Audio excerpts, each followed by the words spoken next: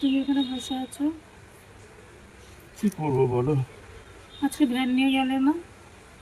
ভ্যানটার যে অবস্থা, ওই ভ্যানে কেউ ভাড়া তোলে না। ভ্যানটা খারাপ হয়ে গেছে। কি হয়েছে? ভ্যানটা না সারালে ভ্যানটা আর চালানো যাবে না। কি করব আমি আর ভেবে উঠতে পারছি না। এই গরমে কি করে ভ্যানটাও চালাবে সেটাই তো ভাবছি। গরমটা বড় কথা না, কষ্ট করে হলো তো চালাতে হবে। কিন্তু ভ্যানটাই তো খারাপ হয়ে রয়েছে। তার মধ্যে দেখো কি অবস্থা। তোমাকে একটু ভালো মন্দ এনে দিতে পারিনি। রোজ রোজ এই ডাল ভাত, এটাও যে কতদিন জুটবে সেটাও আমি জানি না।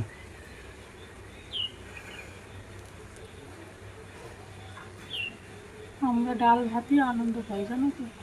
ডাল ভাত খেয়েই বেঁচে থাকতে চাই। সবই তো ঠিক আছে, একটা ভালো শাড়ি পর্যন্ত তোমাকে এনে দিতে পারছি না আমি। কি কপাল আমার।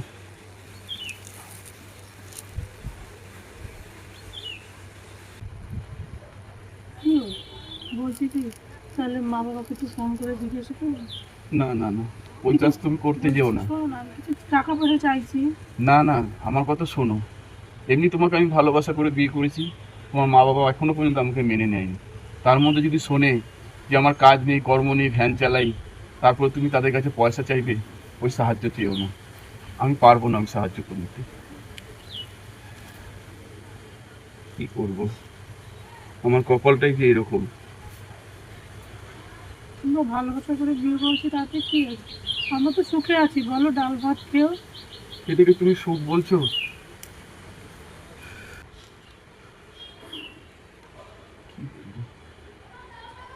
যাও দেখি আমি ভ্যানটা কি করে ঠিক করতে পারি কিনা। বলছি তাহলে একটু কাজ করে, শোনো, বলছি তুমি এই চুড়িটা নিয়ে যাও, নিয়ে গিয়ে ভ্যানটা সারাই না দাও। না না না, শোনো না, তুমি এই চুড়ি দিয়ে খুলে দিও না।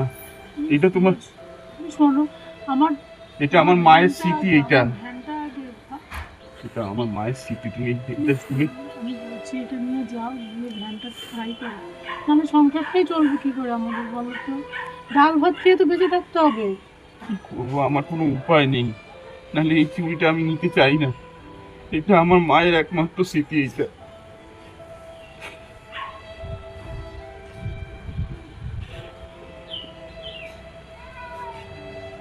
তুমি এত কষ্ট করো না, যাও।